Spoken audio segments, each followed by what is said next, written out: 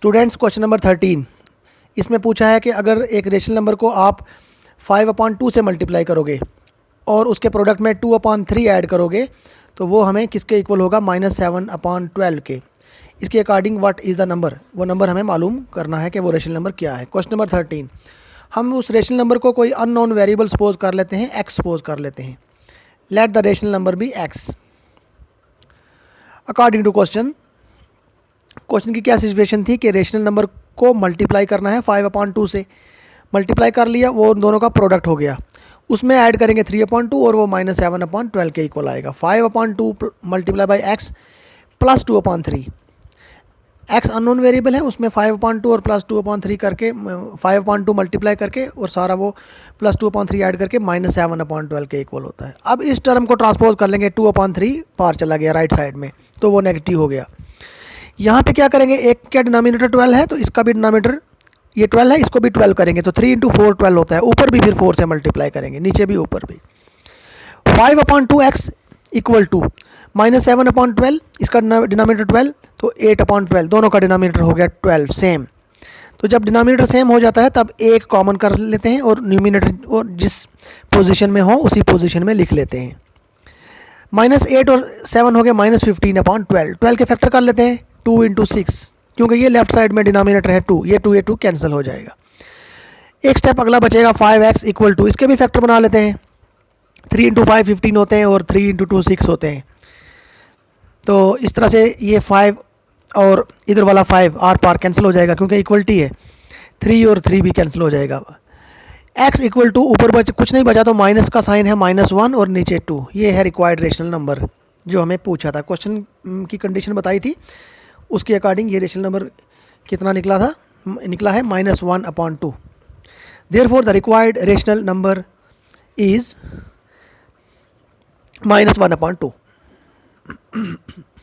Next question है question number 14। इसमें लिखा है मरियम एक बैंक में कैशियर है, उसके पास टोटल 4 लाख का कैश है। उसमें डिनोमिनेशन जो नोट्स हैं वो 100 रुपीज़ के भी हैं, 50 रुपीज़ के भी हैं और 10 रुपीज़ के भी हैं, और उनका रेशो दिया है 2:3:5। 100 रुपीज़ का रेशो 2 गुना और उसके आगे 50 का 3 गुना और 10 का 5 टाइम्स 5 गुना। टोटल कैश है वो 4 लाख की। इसके अकॉर्डिंग हमने नोट्स की डिनोमिनेशंस बतानी है। क्वेश्चन नंबर 14, ये जो रेशोज दिए थे नोट्स के अभी देखें आपने क्वेश्चन में, उनके बीच में जो कॉमन वैल्यू है हम उसको सपोज कर लेंगे x। Let x be the common ratio. Common ratio वो जो रेशो दिए थे नंबर ऑफ नोट्स के, उनके बीच में जो कॉमन वैल्यू है वो है x। Let x be the common ratio between the given ratio of the number of notes.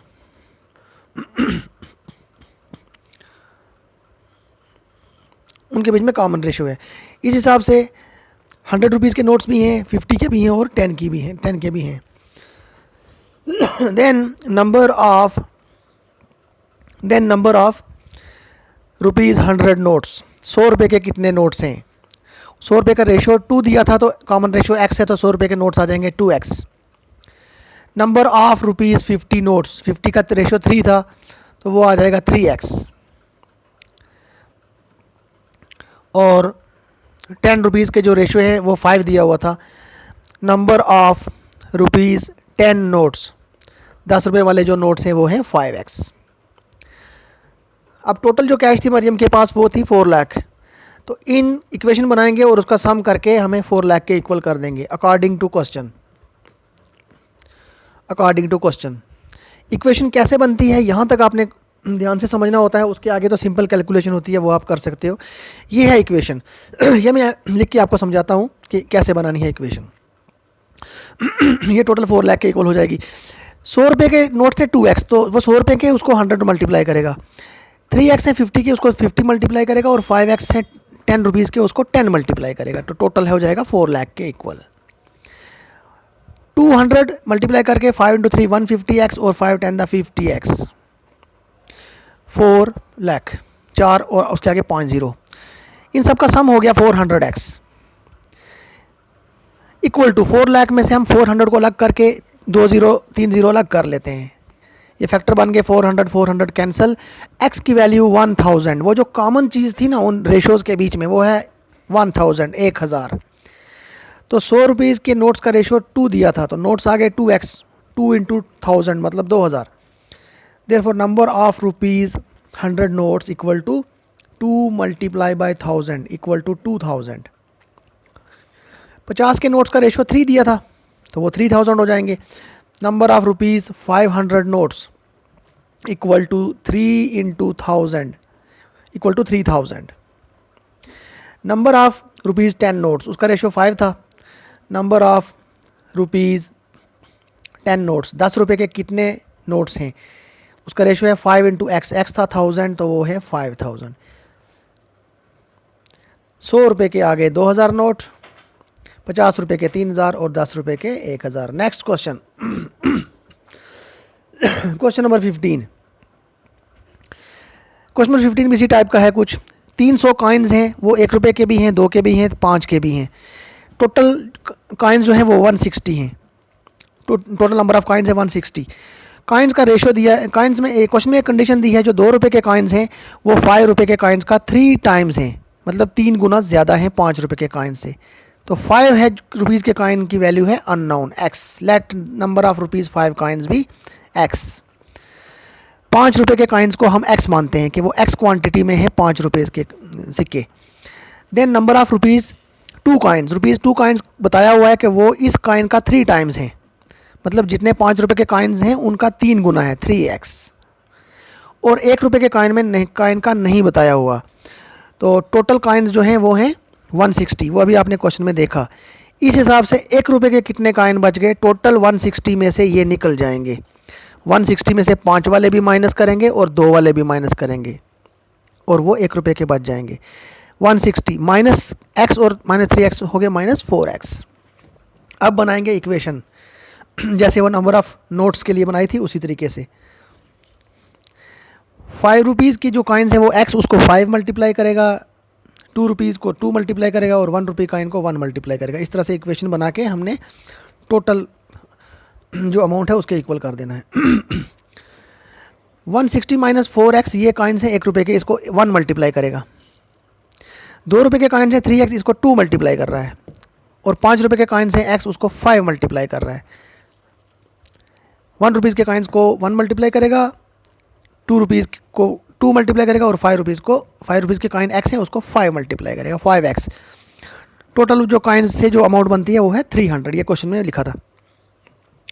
Coins की तादाद 160 है, लेकिन कॉइन से जो अमाउंट बनती है वो 300 है। मल्टीप्लाई कर लिया, सिंप्लीफिकेशन है ये, सिंप्लीफाई। x वाले सारे बनते हैं 6 और 5 11, 11 में से 4 निकाल लो तो 7x equal to 300। 160 equal to 300। अब ये अमाउंट पार ले जाएंगे। 7x equal to 3x minus 160। 7x equal to इनका डिफरेंस कर लेते हैं, 300 में से 160 निकाल लेते हैं, 140। ये नीचे आके डिवाइड कर देगा 140 बाई 7, तो 7 इंटू 2 14 होते हैं ना, तो ये एक 0 भी है आगे, तो आंसर आ जाएगा 20। तो x की वैल्यू 20। x आ गया 5 रुपये वाला कॉइन हमने माने थे, तो 5 रुपीज़ के कितने कॉइन्स हैं 20। Therefore number of rupees 5 coins, 5 रुपये वाले कितने सिक्के हैं वो हैं 20। वो x माने थे वो हैं 20, x की value 20। Number of rupees 2 coins, 2 रुपये वाले कॉइन्स इस 5 का 3 टाइम्स थे, मतलब 3x। 5 रुपये वाले कॉइन से 3 गुना ज़्यादा थे 3x। क्वेश्चन की कंडीशन थी ये। Number of rupees 2 coins equal to 3x, x की वैल्यू 20, ये हो गए 60। और लास्ट में number of rupee 1 coin, rupee 1 के कितने कॉइन्स हैं, number of rupee 1 coins equal to rupee 1 के ये वाले कॉइन थे 160 minus 4x। 160 minus 4x, x की वैल्यू डाल देंगे जो कम निकला था 20। ये रुपी 1 के कॉइन की वैल्यू है। Number of rupee 1 coins 160 minus 4x equal to 160 minus 4x की जगह वैल्यू डाल देंगे इंटू 20। 4 इंटू 20 80, माइनस करके 80 ही बच गए। ये है सोल्यूशन। 5 रुपये के 20, 2 रुपये के 60 और 1 रुपये के 80 कॉइन्स हैं। Next question 16। ऐसे कंपटीशन के लिए एक ऑर्गेनाइजर्स ने जो विनर्स हैं उनको 100 रुपीज़ का प्राइस देना किया, और जो पार्टिसिपेंट्स हैं जो जीते नहीं हैं, जिन्होंने खाली पार्टिसिपेट किया, उनको 25 रुपये का प्राइस देना किया। टोटल प्राइस जो डिस्ट्रीब्यूट करना है वो है 3000 रुपये का। तो पार्टिसिपेंट्स थे 63। ये बात क्वेश्चन में लिखी है, आप दोबारा पढ़ के समझ लेना। हम पार्टिसिपेंट्स में जो विनर्स थे हम उनको एक्स मान लेंगे कि इस कंपटीशन में जो जीतने वाले हैं वो हैं एक्स। एक्स कोई भी वैल्यू हो सकती है। Let x be the number of winners. और एक बात आपने देखी, टोटल पार्टिसिपेंट्स थे 63, तो विनर्स निकल जाएंगे एक्स में से, तो बाकी वो वाले हैं जिन्होंने नहीं जीता है। Then number of participants who did not win. Total participants तो थे 63, उसमें से जीतने वाले हो गए एक्स, तो जीतने वाले निकाल के बाकी वो बच गए जिन्होंने नहीं जीता है। Then number of participants who did not win, 63 में से ये विनर्स निकल जाएंगे, तो वो बाकी बच गए 63 माइनस एक्स। अब फिर से इक्वेशन बनानी है। आपने क्वेश्चन में देखा है जितने वालों को ₹100 का प्राइस देना है, और जिन्होंने पार्टिसिपेंट्स किया है जो नहीं जीते हैं उनको ₹25 का प्राइस देना है। टोटल अमाउंट थी 3000 रुपये का प्राइस देना है according to question. Winners x हैं, 100 रुपीज़ मिलेगा, उसको 100 मल्टीप्लाई करेगा, और जो पार्टिसिपेंट्स थे जिन्होंने नहीं जीता उनको 25 मल्टीप्लाई करेगा। 100 विनर्स को और 25 पार्टिसिपेंट्स को जिन्होंने नहीं जीता। टोटल अमाउंट थी 3000 के इक्वल इक्वेशन बन जाएगी। इसके बाद सिंप्लीफिकेशन है, सिंप्लीफाई आप कर सकते हो। 25 और 63 को मल्टीप्लाई करके वो ये बन जाता है, और 25 को x से मल्टीप्लाई करेंगे -25x। 100x में से 25x निकल गए तो 75x बच गए। दूसरी टर्म कांस्टेंट पार ले जाएंगे, माइनस की होके ट्रांसपोज होके माइनस की हो जाएगी। आप डिफरेंस करके 75 से उसको डिवाइड कर लेंगे। डिवाइड आप एक साथ भी कर सकते हो, अगर प्रॉब्लम होती है तो फैक्टर करके भी कर सकते हो। दोनों के यूनिट डिजिट्स 5 हैं तो 5 का फैक्टर कर लेंगे हम, 5 से इसको डिवाइड कर लेंगे। 5 × 2 10, 4 बच गए 42, 5 × 8 40 और 5 5 25। इस तरह से 5 के फैक्टर हैं, 15 और 5 हो गए 75। 5 कट गया। आप डायरेक्ट भी डिवाइड कर सकते हो, थोड़ा छोटा करके ईजी करके भी कर सकते हो, थोड़ी वैल्यू छोटी हो गई। फिर से 5 का फैक्टर है, 5 के फैक्टर बना लेते हैं। ऊपर भी 5 से डिवाइड होता है, 5 5 25, 3 बच गए 35, तो 7 5 35। इस तरह से 5 × 3। अब वैल्यू काफ़ी छोटी हो गई है तो डिवीजन आसान हो गया। 5 फिर से कट जाएगा। 53 को 7 को 3 से डिवाइड करके 19, तो 19 विनर्स थे। क्वेश्चन में पूछा था कि कितने विनर्स हैं, वो हैं 19 विनर्स। जिन्होंने 100 रुपये का प्राइज़ लिया वो थे 19, बस उन्हीं के बारे में पूछा था। Hence number of winners equal to 19।